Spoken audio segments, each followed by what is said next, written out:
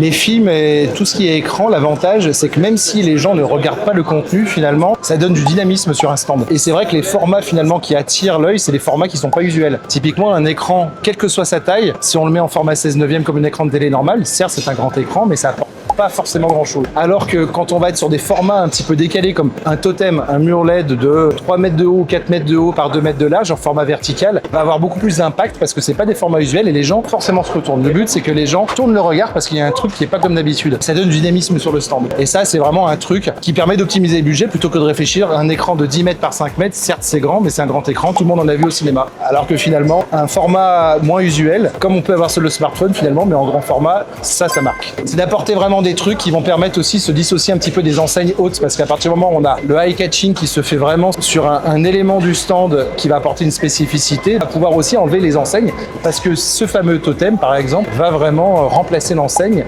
et toute la partie dynamisme sur le stand. Je vais même dire aussi un truc, c'est faut pas avoir un excès de technologie parce que très souvent on nous demande d'avoir des écrans tactiles sur les stands mais ils n'ont pas le contenu. Si c'est pour mettre un site web, l'ergonomie est pas forcément géniale. Avoir un vrai contenu adapté à du tactile sur un grand format, il faut pouvoir le mettre en place. Il faut qu'on apporte le conseil justement pour apporter ces fameux tips. Avoir du tactile pour du tactile, forcément, ça n'apporte pas grand-chose.